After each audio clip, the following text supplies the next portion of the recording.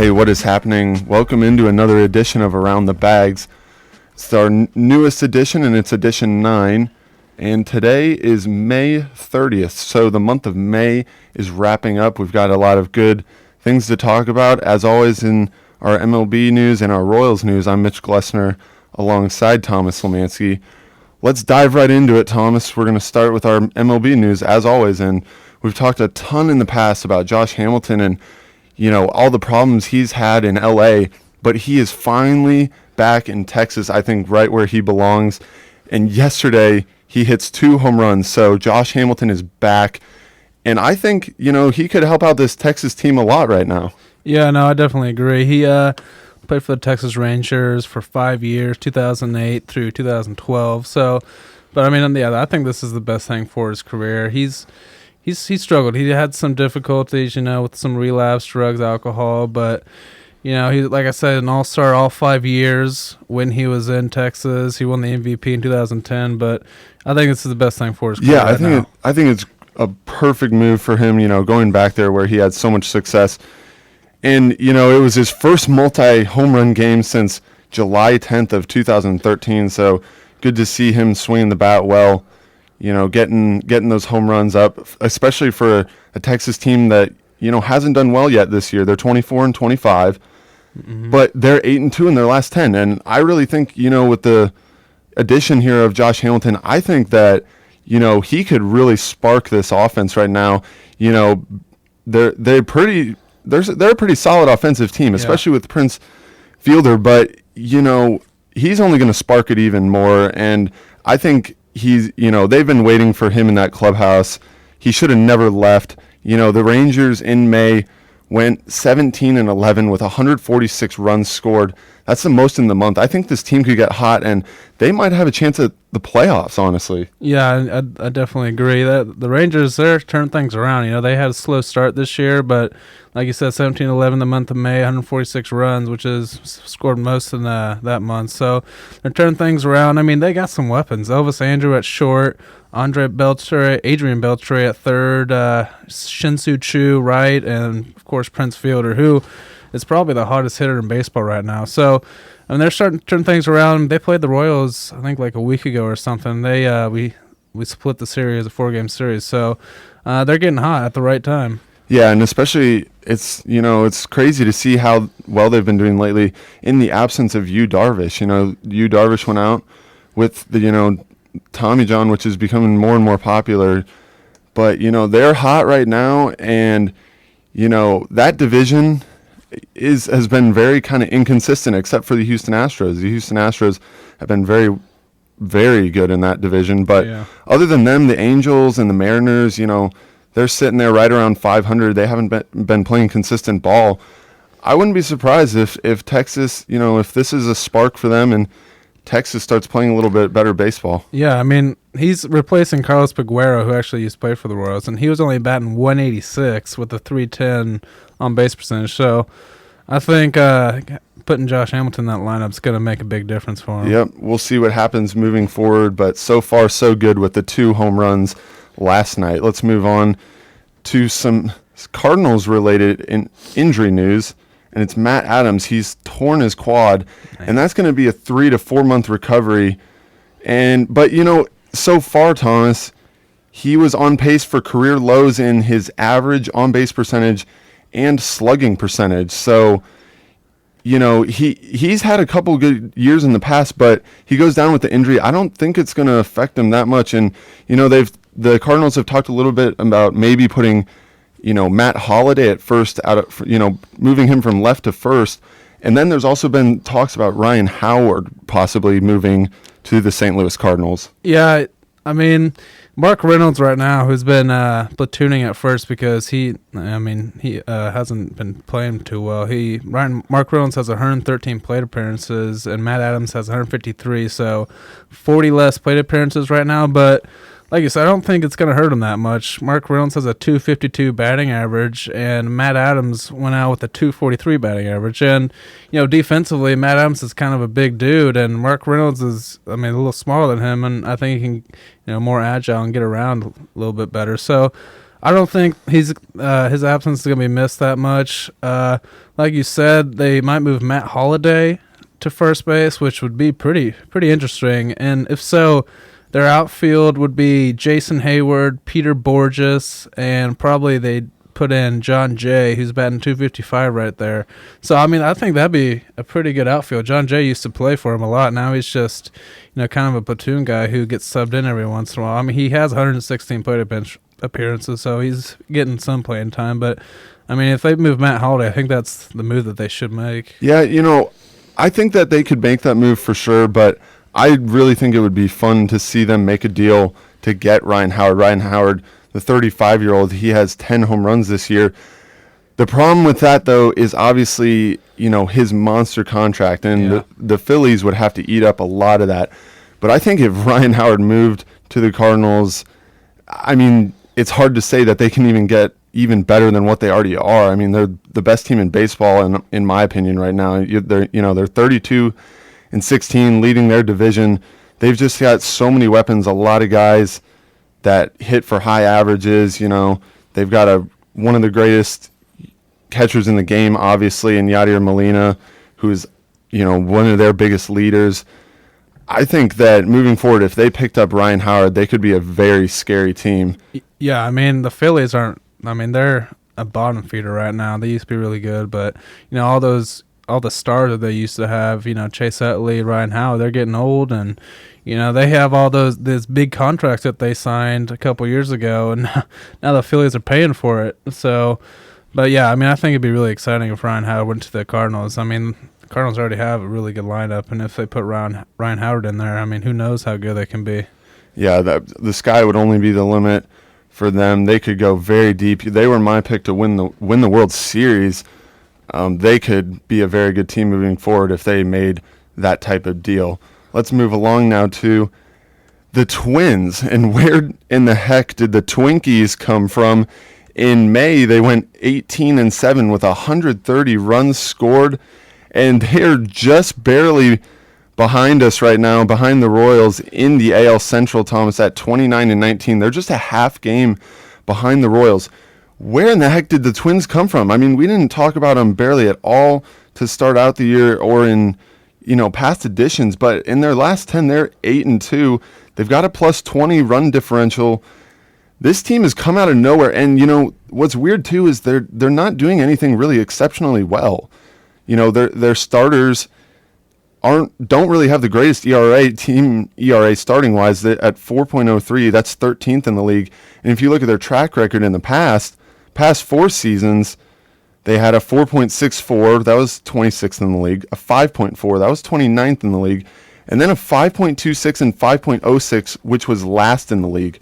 So their starters aren't even pitching very well, but yet they are just on fire right now. Yeah, I mean, they've been one of the biggest surprises thus far this season. They started off the season, they didn't do too hot, but I mean, you got some veterans in that lineup. Torrey Hunter batting 280. Then you got, of course, Joe Mauer, who's batting 275. And then Brian Dozier, the second baseman, who signed that pretty big contract this offseason, which we talked about in the past episode. He's only batting 247, which isn't that good. But, I mean, his defense definitely makes up for it. But, I really don't know why they're winning. They don't have, that one star on their team. No person is hitting above 300 on their team. So they're just getting guys on base with walks and, and just timely hitting. They're getting a guy to second and third, and they're getting that single, double home run, which is getting the guy in. I think they've had one of the most, one game or one run wins out of any teams this season. But it's a good question why they're winning so well, but it's good for the AL Central. It's really interesting to see. Yeah, it is very interesting to see because, we both basically thought it was just going to be the Royals and the Tigers, but here come the Twins to make it even more interesting. And, we've said, I think we've both said it in past editions that, the AL Central is, in our opinion, the best, best division in baseball, and the Twins are making it even better. But it is just so weird looking at their pitching. They only have one guy with 5 wins in Ricky Nolasco, and everybody else is sitting, 4-4, 4-3. But, Kyle Gibson and Mike Pelfrey, they do have sub-3 ERAs, so they're a bright spot there for their starters. But just looking at their offensive numbers, it's just baffling how well they've done. But I mean, the thing is, when you talk about Ricky Nolasco, he's 5-1. He also has a 5.12 ERA. So, exactly. Yeah. I mean, it's weird to see that a pitcher has a 5 wins, 5-1 record with a 5.12 ERA. You don't see any of that with the Royals. I mean, I see all these Royals pitchers with a 5+ ERA. They only won 1 or 2 games. So, it's really interesting to see the Twins do this, and hopefully they continue it. Well, actually, for the Royals' sake, hopefully they don't. But I mean, they got some stars in there: Mauer, Hunter, Dozier. So, I mean, who knows? Let's see if they can continue this. Yeah, and who knows, especially with their top prospects. They've got 2 of the top prospects in all of baseball right now in Byron Buxton. Byron Buxton came into the year, top prospect alongside of Carlos Correa for the Houston Astros. But Byron Buxton right now, he's a 266 career hitter in the minors, but right now he's hitting 293 with 6 home runs, 11 triples,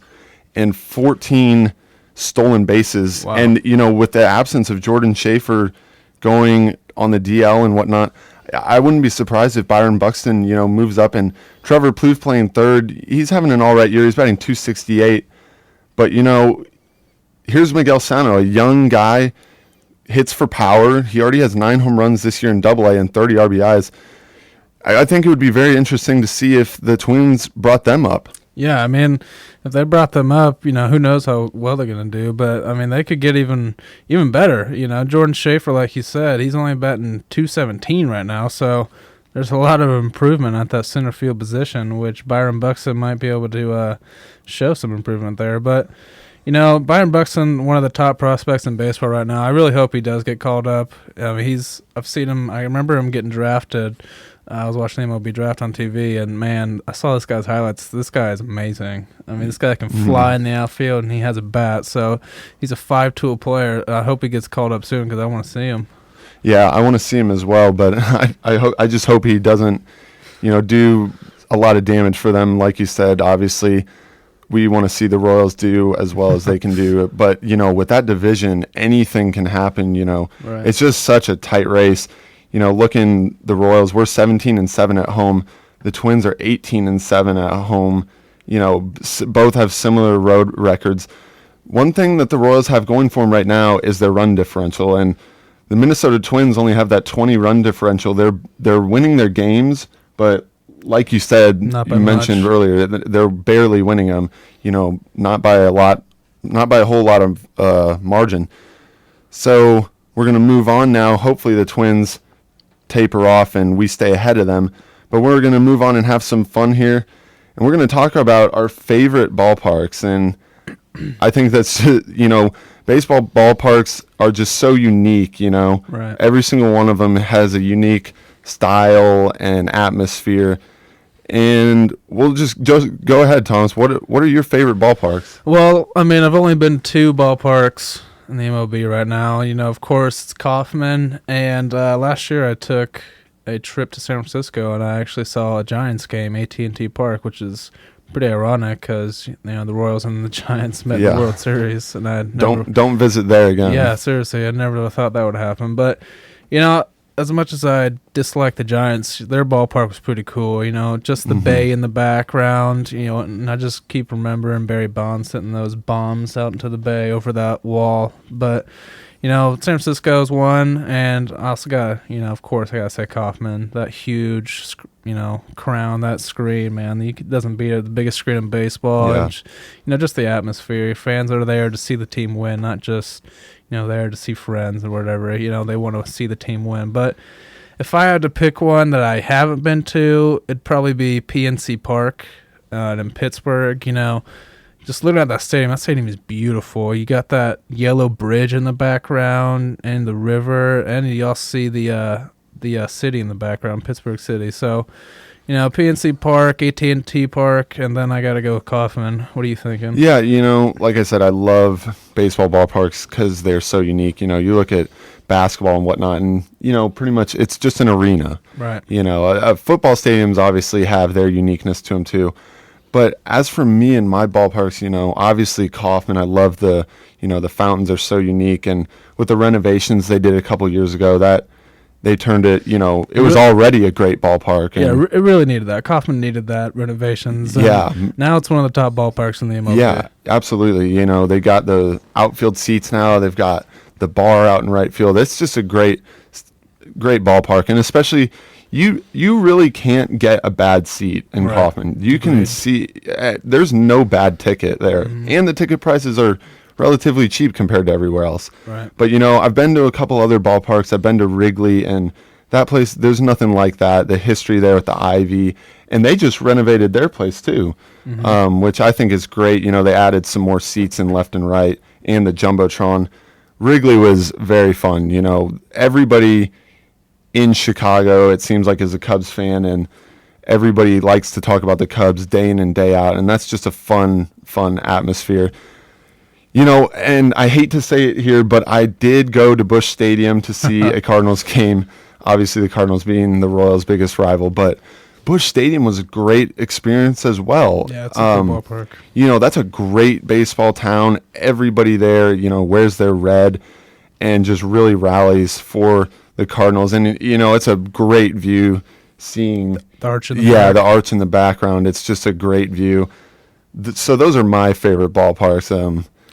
That's a pretty fun topic, and glad we got to discuss that. We're going to move on, though, to another kind of a game, or I guess you could call it, or just an opinion. And if you had to watch one division for the rest of the year, which division would you pick? I might be a little biased, but I got to go with the AL Central. I mean, it's hands down, it's the best division in baseball. You got the Royals, 29-18 right now, and then you, surprisingly, like we talked about, you got the Minnesota Twins, who are 29-19, which is a half game back, and then, you got the Detroit Tigers, which everybody thought it was going to be the Royals and the Tigers. Well, maybe not everybody. A lot of people thought it was just going to be the Detroit, the White Sox, or the Indians, but I mean, that just says a lot.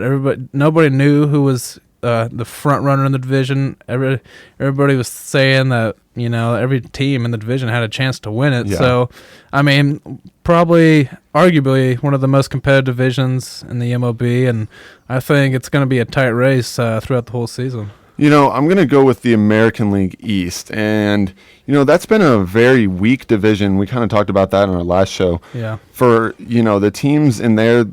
The American League East has always been a division that's been, tops with the Yankees and the Red Sox, obviously, and then the Rays in recent years and the Orioles. I mean, the Blue Jays have tried to make some deals, in recent seasons here, but, they're just playing really weak right now. But I'm going to say the American League East because it is a tight race across the board. Mm-hmm. I mean, the Yankees are in first right now, and the Rays and the Orioles are just one game behind, and then the Blue Jays and Red Sox are just 3 games behind. So that's a really tight race there. And, I'm also going to say the East just because, you look at those teams, and there's just stars on every single one of those teams. And, I love showing up to the ballpark and, who's the guy to watch today. And there's plenty of guys in the American League East. Obviously, in the Red Sox, you get to see Poppy and Dustin Pedroia and whatnot. The Yankees, you get to see A-Rod, and Brett Gardner is having a great season, Jacoby Ellsbury. So I just think it's fun to watch great players, even though that isn't the greatest division right now. Right. I mean, yeah, the biggest surprise in that division has been the Red Sox, man. They're only 22-27. Yeah. They made all those, acquisitions in the offseason, Pablo Sandoval, Hanley Ramirez, but...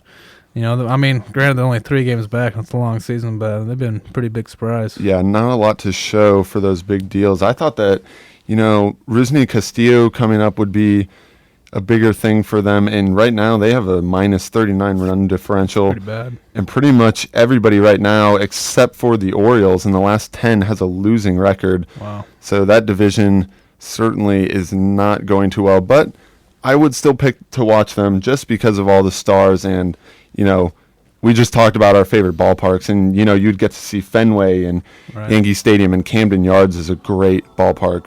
So that would be my pick. So that's going to wrap it up for our MLB topics. We're going to take a little break, and as always, we're going to get into our Royals topics. Keep it right here.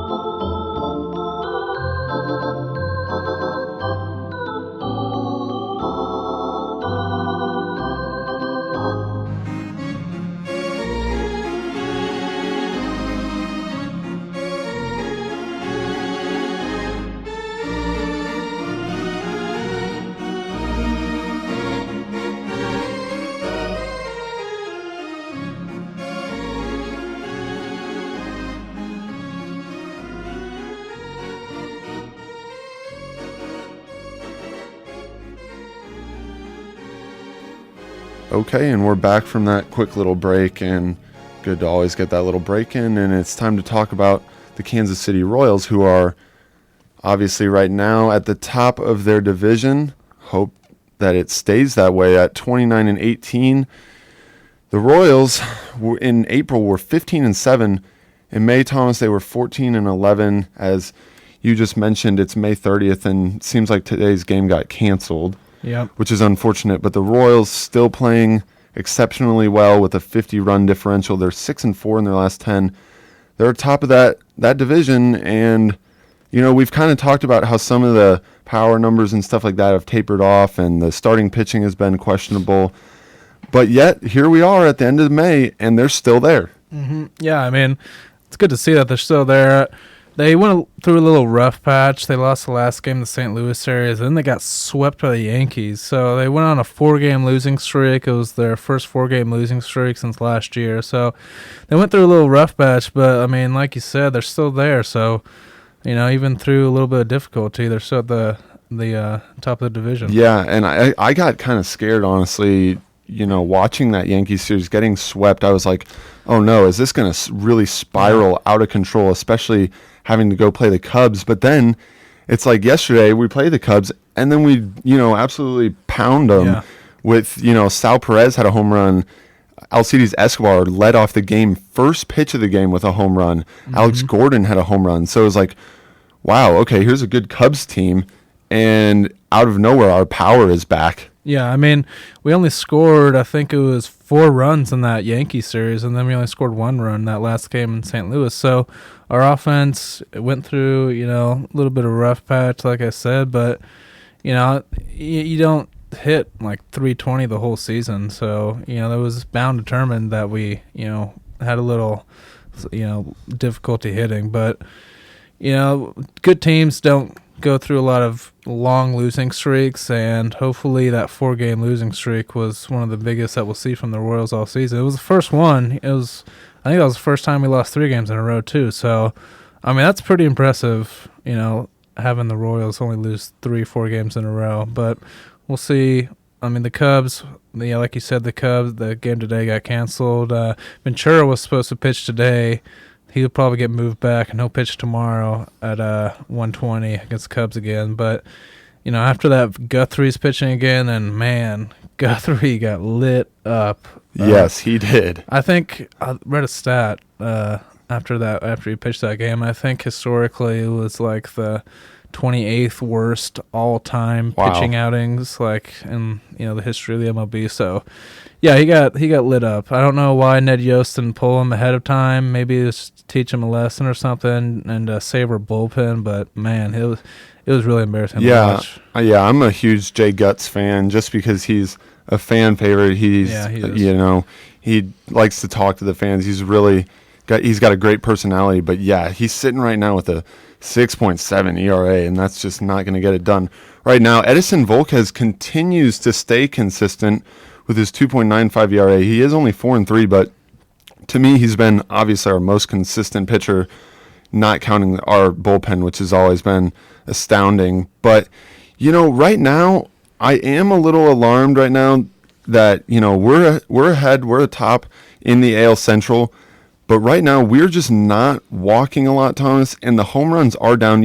Alex Rios is returning. Right. But I think that's a little alarming right now, and especially when the Royals, who last year, relied a lot on their speed and whatnot, they're not really relying on that at all. And when the home runs are down, a team like the Twins, who's come out of nowhere and played really well, I'm getting a little bit scared that the Royals might taper off too far and the Twins might jump ahead of them. Yeah, I mean, those are the kind of stats that could dismantle the season. We don't walk that much at all. I think we're, towards the bottom of the league in walks. Actually, I know we are. We don't strike out that much either, which is a good thing. And like you said, we don't hit that many home runs. But, I mean, to say they're alarming, I don't think they're really alarming. It's not surprising at all. I mean, it's the same kind of stats that we had last year, but we're just putting the ball in play. Like, talked about this last episode. We don't really play small ball anymore. We don't bump the ball that much, and we don't steal near as many bases as we did last year, which I thought was the reason why we got a good amount of wins because of that last year. But hey, I can't really complain because we're still winning. So, but we need to walk more. I mean, getting guys on base is, that's how you score runs. So we need to walk more, and I'm glad we don't strike out, because if we struck out more than we did, we would be in a bad situation. Yeah, absolutely. But, we do still have Ned Yost, and he has this weird way of getting things done for the Royals. And right now, I think he's managed the team very well. It's been fun. I've been out to a game. I wish could get out to more, but I have been to one game, and, it was against the Cincinnati Reds, and it was really kind of chilly and raining and whatnot, but yet the attendance is still there. Right. A lot of people are really rallying around this team, and it's not like they were only rallying around them at the start of the year when they were very, very hot. The fan base has stayed with them so far. Yeah, I mean, it's really good to see. I mean, hopefully after a World Series appearance, almost World Series win, that they would stay with them. And, the Royals used to be really good through I think it was the 80s, 80s. Yeah, oh yeah, they were a top team back then. Yeah, right. Us and the Yankees went at it a couple times. But, I mean, it's really good to see, the city, wrap around this team and support this team like we have. And, hopefully the Kansas City Royals, Dayton Moore, and the Glass family can put a winning team out there on that field. It's good to see. Yeah, I would have never thought at the end of May that the Royals would nearly have 30 wins. With right now they're at 29. I didn't, I thought that they were going to be good this year. I certainly picked them to get to the playoffs again, but I picked them as a wild card team. I did not think that the Royals were going to stay this hot, especially with the pitching being as bad as it's been. I did not think that they were going to stay this hot for so long. Yeah. And I think they can still continue it. I mean, somehow, some way, every game, just when you think, just when you get a little bit scared that they're going to fall off the wagon, they continue to just get it done and find ways to win ball games. Yeah, I mean, I actually follow Salvador Perez on Twitter, and 2 days ago or something, he retweeted a prediction. Someone, I think it was ESPN, wrote a article about, the AL Central predictions for the upcoming season, and he retweeted that, and I was reading all the comments, and everybody was like, oh, the Royals going to finish, bottom of their division, third, fourth, something like that. And I think it was just funny. Salvador Perez retweeted that, and it's just like, look at us now, people. Yeah, it's funny. Salvy's got a great personality, and he does it on the field as well. In my opinion, he's probably the best catcher in all of baseball. Yadier Molina had that title for a while, but I think Salvador Perez really is the best catcher in baseball right now. He's hitting .289. He's got 6 bombs on the year. He's got 25 ribbies. And he's just so good defensively, so sound, keeps everything in front of him. Mm-hmm. He makes the quick snap throws look easy. He's got a great arm. And, he plays with a lot of emotion. And, that's the one positive thing, too, about the Royals, is that they have a lot of guys that play with a ton of emotion and a ton of passion. Obviously, we saw it very early on with Ventura, how much passion he pitches with.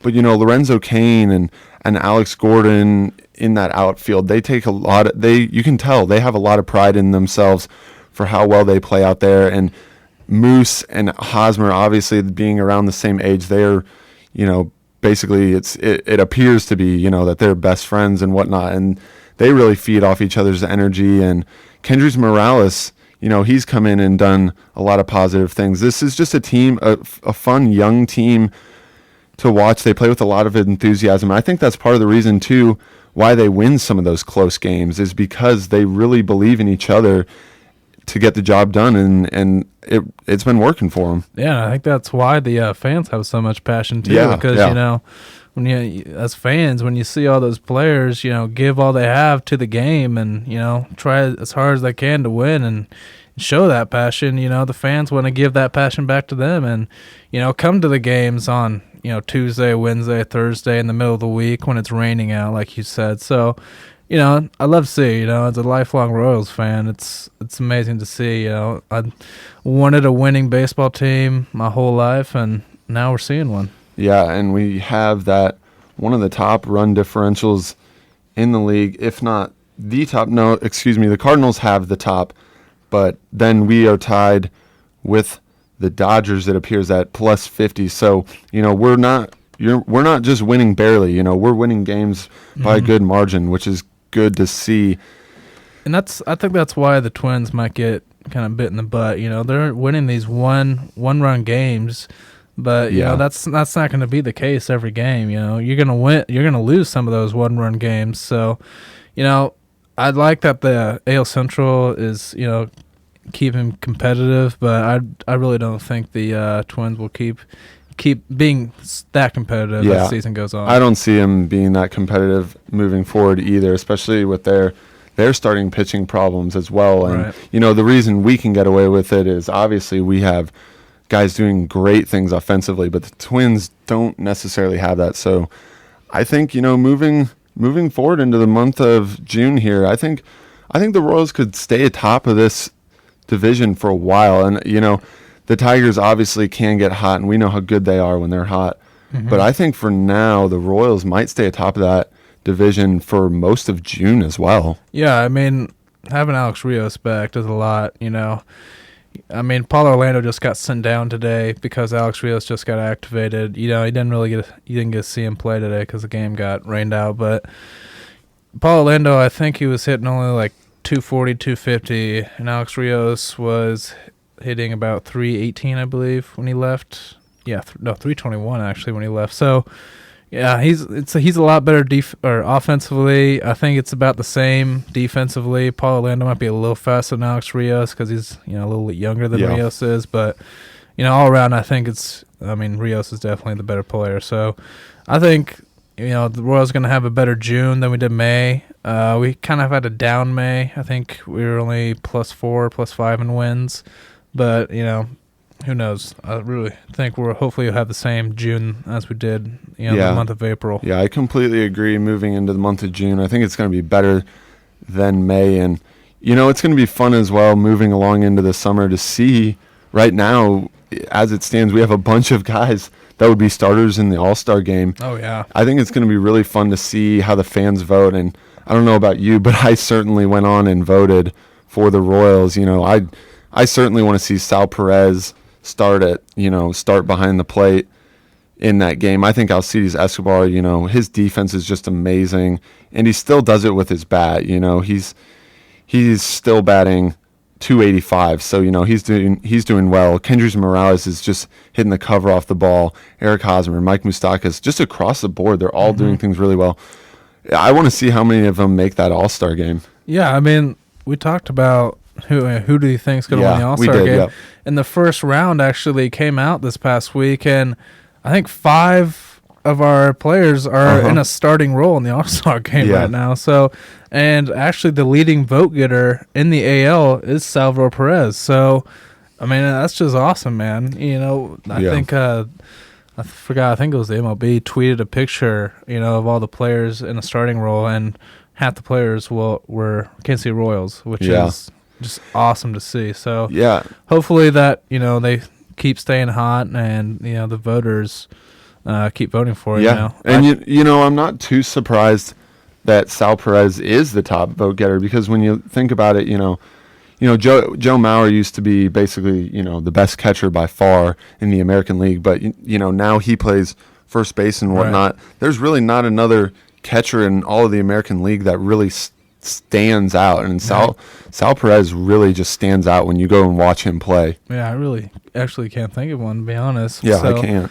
Yeah, I mean he's batting 289, so that's pretty dang good for a catcher, especially him being as good defensively as he is. So yeah, I mean him and Yachty are definitely head-to-head the 2 best catchers in the MLB. I think I'd had to give the edge to Yachty right now, since I think he's like a 7-time All-Star, something ridiculous, Gold Glover like that. So, but I think when Salvador Perez, Salvy's only 25 years old right now, so he's got 10 more years, something like that, ahead of him. But I think when all said and done, I think Salvy's going to be the better catcher over Yachty. Yeah, hopefully his knees stay healthy. He had that torn ACL a couple years back, but he's been a gamer ever since. He He gets beat up behind that plate. He gets beat up, and he's out there every day. And going back to the voting in the All-Star, I think a lot of, we've gotten a ton of votes. We kind of touched on it about the energy and the enthusiasm that the Royals play with, and that's that really catches people's attention. And people from out of the Kansas City area, they see us playing with that passion, and it looks fun to them, and they get jealous. They get jealous, and they're just a very fun team to watch. So that has been our take so far. May's wrapping up here. I'm Mitch Glessner alongside Thomas Lemanske as always. That's our overview of where we're at right now. Hopefully, moving forward, the Royals can sustain this success, and hopefully the Twins and the Tigers don't get hot, because obviously we want to see the Royals get back into the playoffs. We'll see what happens here in a couple weeks. But as for today, it's been edition 9 of Around the Bags. I'm Mitch Glessner alongside Thomas Lemanske, and that's going to do it for today. Tune in as always every week for new episodes. Thanks for tuning in, and we'll catch you later.